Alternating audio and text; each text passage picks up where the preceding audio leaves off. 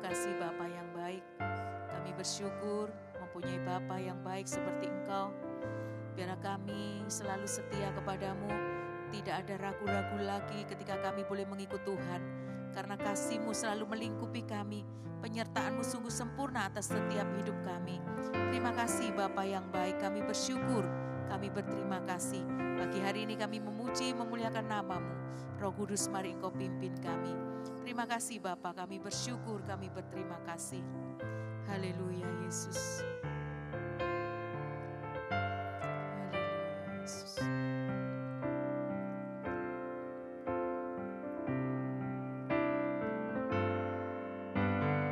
Takkan ku ragu Tuhan, janji-Mu yang menghidupkanku, hanya padamu Tuhan ku berseru, dan mataku tertuju padamu.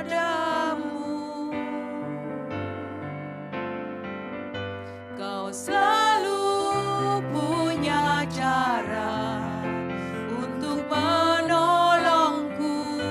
Kau selalu punya jalan keajaiban-Mu. Kau dahsyat dalam segala perbuatan-Mu, dan ku tenang di dalam cara-Mu.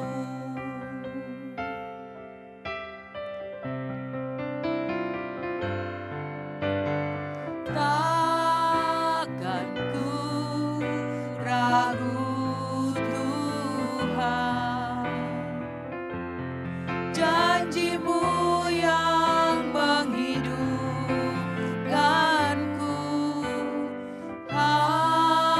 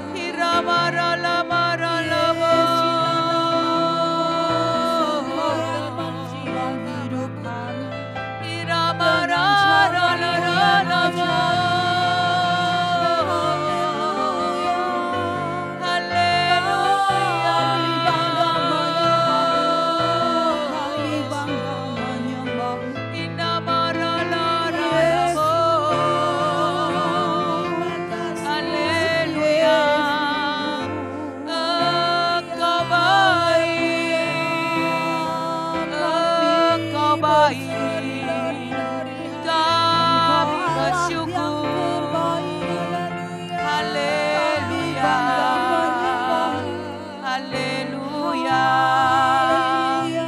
Terima kasih Tuhan. Terima kasih Tuhan buat kebaikan-Mu. Kami bersyukur. Kami bersyukur. Terima kasih Tuhan. Kami bersyukur. Terima kasih.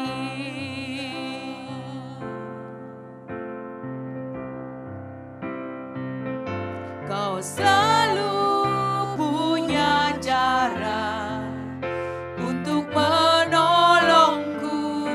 Kau selalu punya jalan keajaiban-Mu. Kau dahsyat dalam segala perbuatan-Mu, dan ku tenang di dalam cara-Mu. Kau selalu punya cara untuk menolongku. Kau selalu punya jalan keajaiban-Mu. Kau dahsyat dalam segala perbuatan-Mu, dan ku tenang di dalam cara-Mu. Dan ku tenang di dalam cara-Mu. Dan ku tenang di dalam cara-Mu.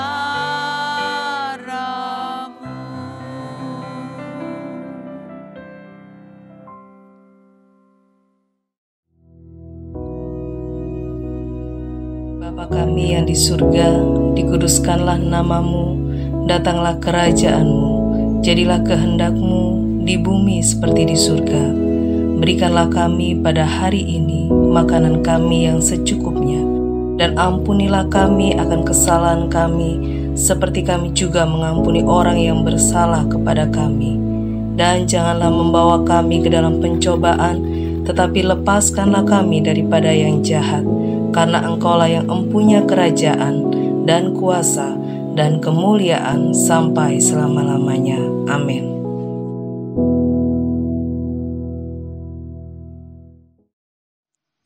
Haleluya, puji nama Tuhan, saudara sekalian.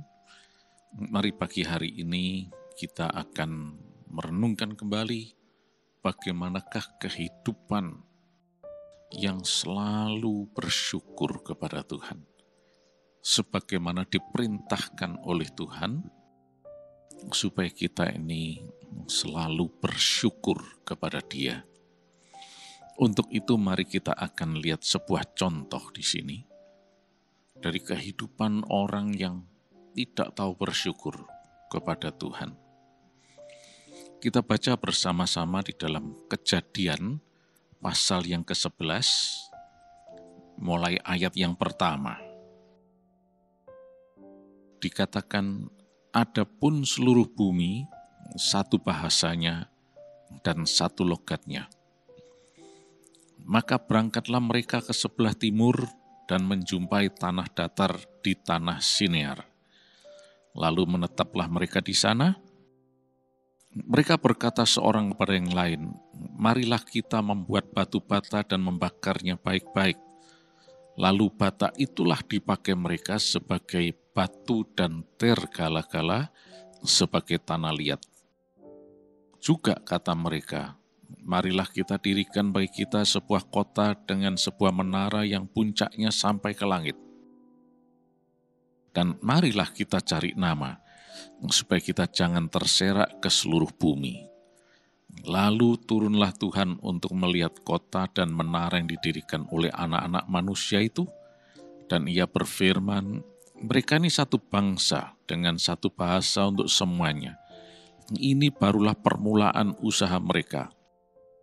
Mulai dari sekarang, apapun juga yang mereka rencanakan, tidak ada yang tidak akan dapat terlaksana.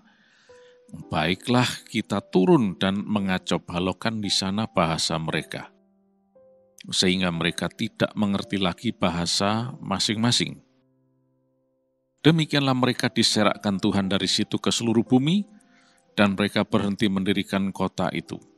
Itulah sebabnya sampai sekarang nama kota itu disebut Babel, karena disitulah dikacau balokkan Tuhan bahasa seluruh bumi, dan dari situlah mereka diserakkan Tuhan ke seluruh bumi.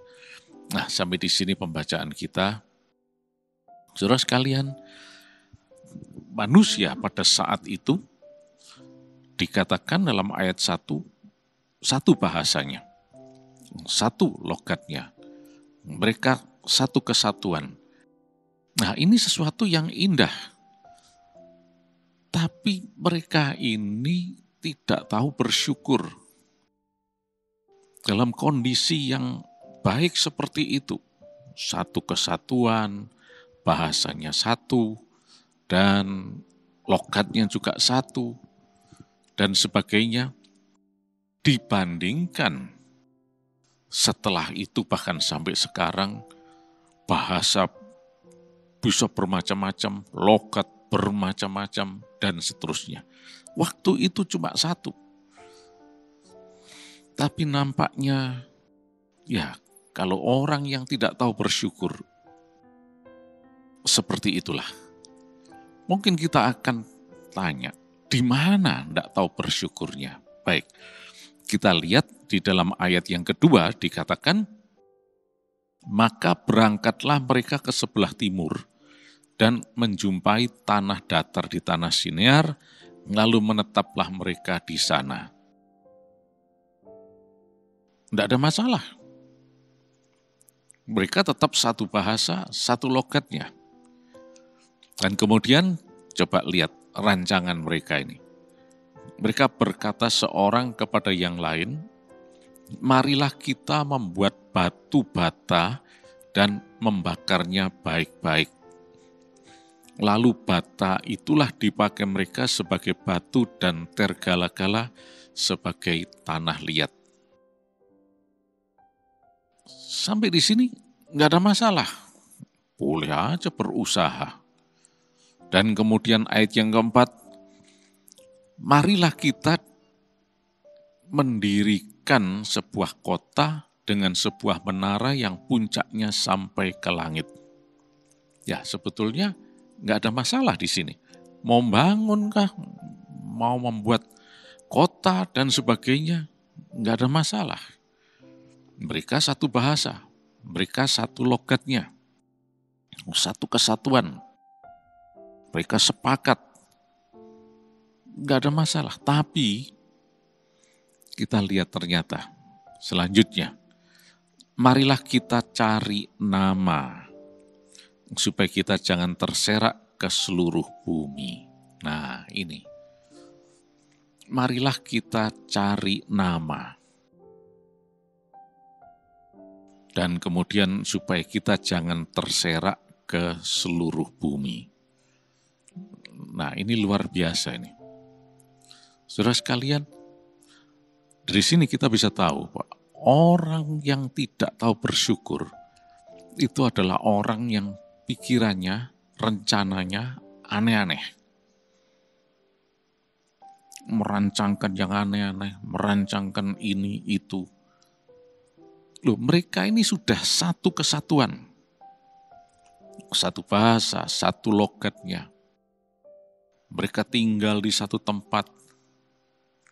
Itu semuanya sudah baik, mestinya bersyukur.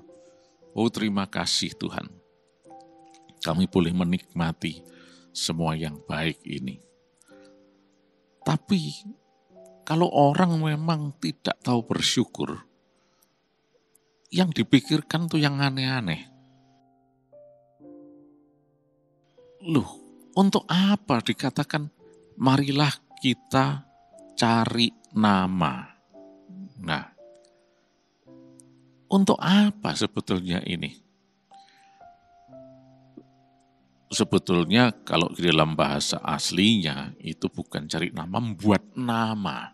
Jadi artinya mereka mau terkenal, mau tersohor, mau yang the best, dan sebagainya. Nah ini, di sini kita harus perhatikan baik-baik.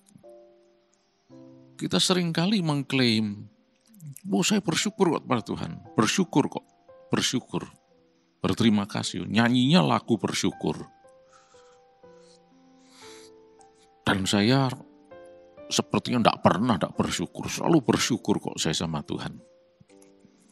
Tapi pikirannya aneh-aneh, rancangannya aneh-aneh. Loh, untuk apa mereka ini mencari nama? Oh, saya merancangkan ini supaya saya nanti terkenal. Saya dapat nama. Nah, dunia memang seperti itu. Itu dunia. Tapi dunia tidak pernah mengajar bersyukur. Hanya orang yang di dalam Yesus saja yang bisa hidup di dalam ucapan syukur. Dunia cuma mengatakan, ya, kalau bisa, jatuhkan yang lain supaya kita sendiri bangkit. Nah, Alkitab tidak pernah mengajar demikian. Alkitab mengajarkan supaya kita menguatkan yang lemah, malah bukan menjatuhkan. Dan nama yang dimuliakan bukan kita, mestinya Tuhan. Nah, jadi kita lihat ini, orang yang nggak tahu bersyukur itu macam-macam aja pikirannya, cari terus. Cari masalah terus, demi untuk kepentingan diri sendiri. Oleh karena kita mesti hati-hati. Dalam kehidupan ini, kita tidak usah ngerancang yang aneh-aneh. Itulah sebabnya mengapa banyak problem di dalam rumah tangga lah, kehidupan pernikahan, dan sebagainya. Karena pikiran yang aneh-aneh. Sudah ada istrinya yang masih aneh-aneh pikirannya. Wah, saya mau cari ini, cari itu. Wah. Ya walaupun tidak terang-terangan, mungkin sembunyi-sembunyi, nggak ada yang tahu. Wah, cari selingkuhan atau apapun, ya, main-main di luar, tahu istrinya, dan sebagainya. Ini orang yang tidak tahu bersyukur. Kalau seorang suami yang tahu bersyukur, dia berterima kasih kepada Tuhan, terima kasih Tuhan, Engkau sudah menganugerahkan seorang istri yang terbaik untuk aku. Nah, begitu juga untuk istri. Istri yang tahu bersyukur kepada Tuhan, akan berterima kasih kepada Tuhan. Terima kasih Tuhan, Engkau memberikan seorang suami yang terbaik bagiku. Bukan terbaik di seluruh dunia, bukan. Terbaik bagi dirinya. Tuhan tahu persis apa yang terbaik bagi kita masing-masing. Tapi duitnya tidak sebanyak si B, si C, dan seterusnya. Nah ini, orang yang tahu bersyukur pada Tuhan tidak melihat yang aneh-aneh, tidak lihat yang lain-lain, tidak memikirkan yang aneh-aneh. Bersyukur kepada Tuhan. Sebab nanti Tuhan yang akan berkarya. Akibat dari orang yang tidak tahu bersyukur kepada Tuhan, itu dikatakan tadi, berantakan semuanya. Terpencar ke sana kemari, gagal dan sebagainya. Walaupun kelihatannya sepertinya berhasil. Pada awalnya mereka mulai membangun menara. Wah, ternyata berantakan semuanya. Nah, oleh karena itu, mari saat ini kita tahu bersyukur kepada Tuhan. segala sesuatu yang Tuhan lakukan dalam kehidupan kita, itu adalah semua yang terbaik yang Tuhan berikan kepada kita. Mari kita tidak menyia-nyiakannya. Memang ada pepatah yang mengatakan, the grass looks greener on the other side of the fence. Rumput di luar pagar kita, atau rumput di wilayah tetangga kita, memang sepertinya nampak lebih hijau, lebih baik daripada rumput di halaman kita. Nah, ini adalah dunia, yaitu orang yang juga mikir aneh-aneh. Tuhan sudah memberikan semuanya, menganugerahkan kepada kita, terima dengan pengucapan syukur. Tetapi kita kan harus berkembang, silahkan, dengan pimpinan Roh Kudus. Tuhan Yesus akan membuat kita meningkat dan meningkat. Karena rencana Allah itu adalah hari depan yang penuh harapan. Rancangan Allah itu bukan malapetaka, bukan kesulitan, dan sebagainya. Bagi orang yang sungguh-sungguh tahu bersyukur kepada Tuhan, pasti ada hari depan yang penuh harapan. Tuhan pasti akan memberikan keberhasilan pada kita. Tuhan akan memberikan peningkatan, itu pasti. Tapi ketika kita tidak tahu bersyukur, bukannya keberhasilan, malah kegagalan yang akan terjadi. Seperti orang-orang yang ada di dalam Kejadian pasal 11 ini. Akibatnya apa? Di dalam ayat yang terakhir tadi ya. Itulah sebabnya sampai sekarang nama kota itu disebut Babel. Itu dari akar kata balal yang berarti kacau balau. Nah, lihat. Karena pikirannya kacau balau, ya hasilnya kacau balau. Oleh karena itu, mari pikiran kita itu tidak usah yang aneh-aneh. Hanya bersyukur. Tuhan sudah melihat bahwa ini yang aneh-aneh seperti ini sesuatu yang bahaya. Coba dikatakan dalam ayat yang ke-8 itu. Ayat yang ke-7 dulu. Baiklah kita mengacau balaukan di sana bahasa mereka. Nah, Tuhan tidak berkenan kepada pikiran aneh-aneh itu. Sama sekali tidak berkenan. Nah, justru yang kita cari ini adalah kehidupan yang berkenan pada Tuhan. Yaitu tidak usah punya pikiran aneh-aneh. Pikiran macam-macam. Pikiran yang dituntun Roh Kudus. Pikiran yang mau tunduk pada firman Allah. Dan pikiran yang selalu fokusnya adalah Yesus. Nah, mereka ini dikacaukan oleh Tuhan. Kalau sesuatu yang berkenan di hadapan Tuhan, Tuhan tidak akan melakukan hal seperti ini. Tapi karena ini merupakan sesuatu yang tidak berkenan di hadapan Tuhan, ya Tuhan akan bertindak dengan mengacau balaukan bahasa mereka. Kan rugi. Sebelumnya mereka bisa satu bahasa dalam komunikasinya. Sekarang terpaksa harus terpencar-pencar. Mereka coba cari siapa ya kelompok yang mengerti bahasanya. Oh, ketemu kita berarti satu kelompok sendiri. Kita tidak bisa kontak dengan kelompok yang sana karena kita nggak mengerti bahasanya. Jadi masing-masing per kelompok sekarang.